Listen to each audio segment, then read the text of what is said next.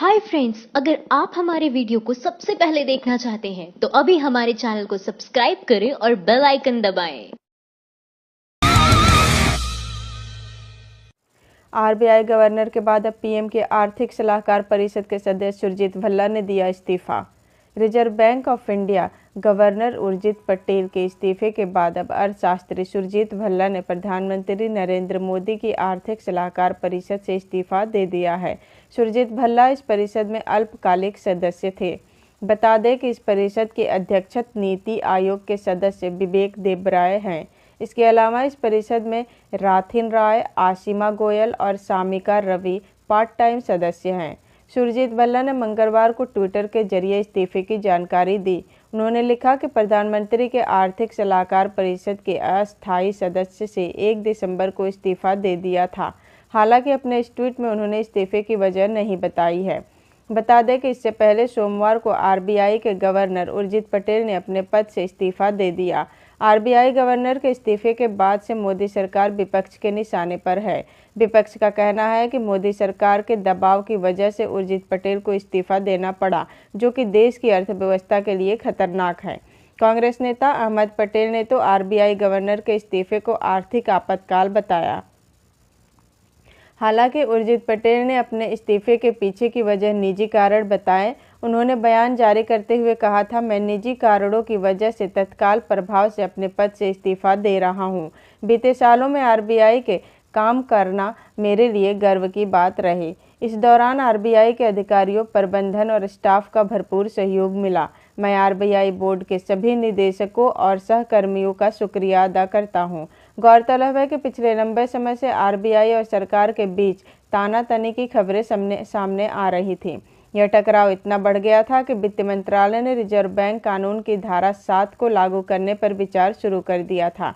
टकराव की स्थिति तब ज्यादा बढ़ गई थी जब रिजर्व बैंक ने केंद्र सरकार की 3.60 लाख करोड़ रुपए की मांग को ठुकरा दिया था। राजस्थान में सरकार बनाने के करीब कांग्रेस गहलोत बोले, कांग्रेस मुक्त भारत की बात करने वाले खुद मुक्त हो जाएंगे। राजस्थान में कांग्रेस के अच्छे प्रदर्शन पर अशोक गहलोत ने भाजपा की जमकर आलोचना की है। उन्होंने कहा है कि कांग्रेस मुक्त भारत की बात करने वाले खुद मुक्त हो जाएंगे। राजस्थान में मतगणना के बीच कांग्रेस नेता अशोक गहलोत ने मीडिया से कहा कि भाजपा ने लगातार मुद्दों से भटकाने वाली राजनीति की है। अच्छे दिन नहीं आए हैं और 2 करोड़ नौकरियां भी मोदी सरकार द्वारा नहीं दी गई हैं। उन्होंने कहा कि प्रधानमंत्री नरेंद्र मोदी का कांग्रेस मुक्त सपना कभी पूरा नहीं हो सकता। कांग्रेस 76 साल पुरानी पार्टी है। इस समय राजस्थान में कांग्रेस पार्टी बहुमत की ओर जाती दिख रही है। राज्य की 199 सीटों में से कांग्रेस पार्टी 95 सीटों पर आगे है। साथ ही बीजेपी राजस्थान में 81 सीटों पर ही आगे है। रिजल्ट 2018 नतीजे के बाद योगी आदित्यनाथ का भी जिक्र होना चाहिए। उनका अली बजरंगबली फेल हो गया। 5 राज्यों में हुए चुनाव के नतीजे आने शुरू हो गए हैं। इन 5 राज्यों में बीजेपी पिछड़ती नजर आ रही है। अभी तक आए रुझानों और नतीजों के मुताबिक बीजेपी की हार लगभग तय हो गई है। बीजेपी की यह हार टीवी चैनलों पर बैठे उनके प्रवक्ताओं के चेहरे और बोलने के तरीके से भी साफ नजर आ रहा है। चैनलों पर बीजेपी की इस हालत का विश्लेषण किया जा रहा है। पार्टी के प्रवक्ताओं से पूछा जा रहा है कि मोदी लहर के जरिए पूरे भारत के नक्शे को भगवा कर देने का दावा करने वाली बीजेपी की इस हालत के लिए कौन जिम्मेदार है। हालांकि बीजेपी प्रवक्ता अभी इन सवालों से बचते नजर आ रहे हैं, मगर चैनलों पर बैठकर पैनलिस्टिक और एंकर लगातार 5 राज्यों में बीजेपी के खराब प्रदर्शन का विश्लेषण कर रहे हैं। लेकिन इस विश्लेषणों में बीजेपी की ध्रुवीकरण की सियासत का कहीं कोई जिक्र नहीं हो रहा है। एंकर बीजेपी प्रवक्ताओं से यह पूछते नजर आ रहे हैं कि क्या जनता ने अब ध्रुवीकरण की राजनीति को नकार दिया है। पूर्व समाजवादी पार्टी की नेता पंखुड़ी पाठक ने इसको लेकर टिप्पणी की है। उन्होंने ट्वीट कर लिखा, प्रिय मीडिया बंधुओं, थोड़ा विश्लेषण हमारे उत्तर प्रदेश के मुख्यमंत्री योगी आदित्यनाथ का भी कर लीजिए। वह इस चुनाव में सबसे बड़े स्टार प्रचारक थे और खूब बजरंगबली अली करके आए थे। इनकी राजनीति पर भी कुछ टिप्पणी हो जाए। धन्यवाद। बताते हैं कि मध्य प्रदेश, राजस्थान, छत्तीसगढ़, तेलंगाना और मिजोरम में हुए विधानसभा चुनाव के लिए वोटों की गिनती जारी है। शुरुआती रुझानों के मुताबिक मध्य प्रदेश, छत्तीसगढ़ और राजस्थान में कांग्रेस बीजेपी से आगे नजर आ रही है। वहीं तेलंगाना में सत्ताधारी टीआरएस पूर्ण बहुमत की तरफ बढ़ रही है और मिजोरम में एमएनएफ आगे है। अब तक के रुझानों के नतीजे। छत्तीसगढ़ विधानसभा की 90 सीटों को लेकर अब तक आए रुझान में कांग्रेस 60 सीटों के साथ आसानी से बहुमत हासिल करती दिख रही है, जबकि बीजेपी महज 20 सीट पर आगे चल रही है। वहीं 10 सीटों पर अन्य उम्मीदवारों को बढ़त है। राजस्थान में अब तक आए 199 सीटों के रुझान में कांग्रेस 100 सीट पर बढ़त के साथ बहुमत हासिल करती हुई दिख रही है, जबकि बीजेपी 77 सीटों पर आगे चल रही है। मध्य प्रदेश में अब तक आए 230 सीटों के रुझान में कांग्रेस 144 सीटों पर बढ़त के साथ बहुमत के करीब पहुंच चुकी है, तो वहीं बीजेपी को 105 सीटों पर बढ़त हासिल है। तेलंगाना के विधानसभा चुनाव की बात करें तो यहां सत्ताधारी तेलंगाना राष्ट्र समिति 93 सीटों पर बढ़त के साथ 2/3 बहुमत हासिल करती दिख रही है। वहीं कांग्रेस को 119 सदस्य विधानसभा में महज 18 सीटों पर बढ़त हासिल है। मिजोरम के शुरुआती रुझान में मिजो नेशनल फ्रंट 24 सीटों पर आगे चल रही है, जबकि कांग्रेस को महज 7 सीटों पर बढ़त है। 15 साल बाद छत्तीसगढ़ में ढहा बीजेपी का किला, भारी बहुमत के साथ कांग्रेस बना रही है सरकार। 5 राज्यों की विधानसभा के लिए मतगणना अभी भी जारी है, लेकिन छत्तीसगढ़ में 15 सालों से सत्ता में रही भाजपा के लिए अब सत्ता से विदाई तय हो गई है। छत्तीसगढ़ से आए रुझानों के अनुसार राज्य में कांग्रेस पार्टी ने बहुमत पर अपनी पकड़ बना ली है। कांग्रेस पार्टी छत्तीसगढ़ की 90 सीटों में से 64 सीटों पर जीत दर्ज करती हुई नजर आ रही है।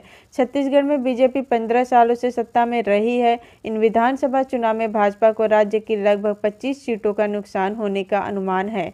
साथ ही छत्तीसगढ़ में भाजपा को महज 18 सीटों पर सिमटने की उम्मीद है।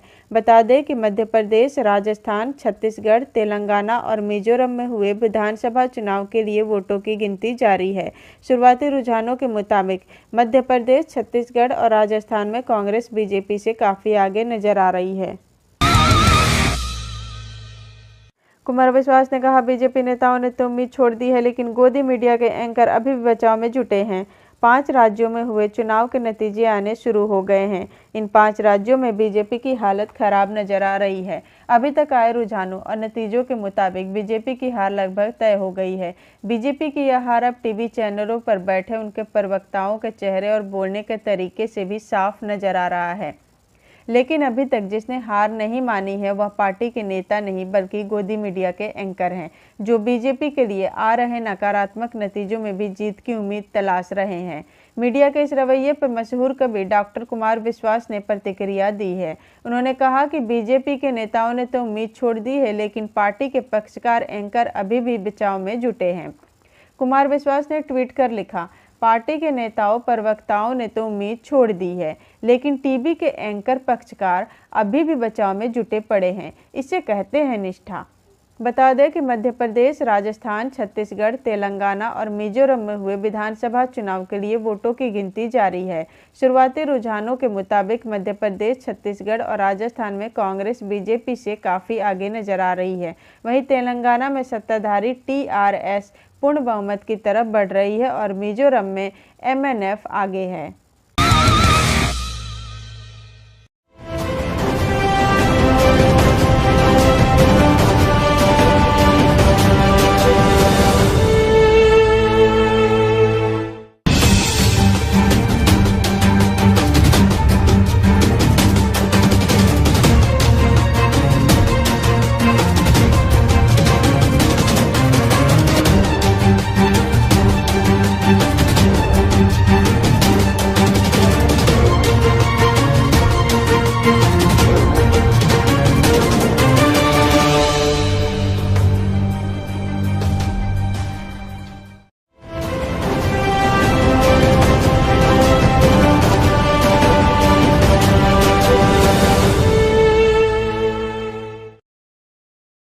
माइंड द न्यूज रूम की रिपोर्ट।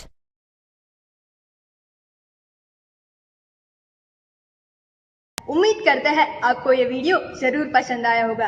हमारे इस वीडियो को लाइक और शेयर जरूर करें और अगर आप अपना कुछ फीडबैक या सजेशन देना चाहते हैं तो तो नीचे कमेंट सेक्शन में कमेंट लिखकर दे सकते हैं। अगर आपने अभी तक हमारे चैनल माइंड द न्यूज को सब्सक्राइब नहीं किया है तो प्लीज अभी सब्सक्राइब करें और बेल आइकन भी दबाएं ताकि आपको हमारे नए वीडियोस के बारे में सबसे पहले पता चल सके।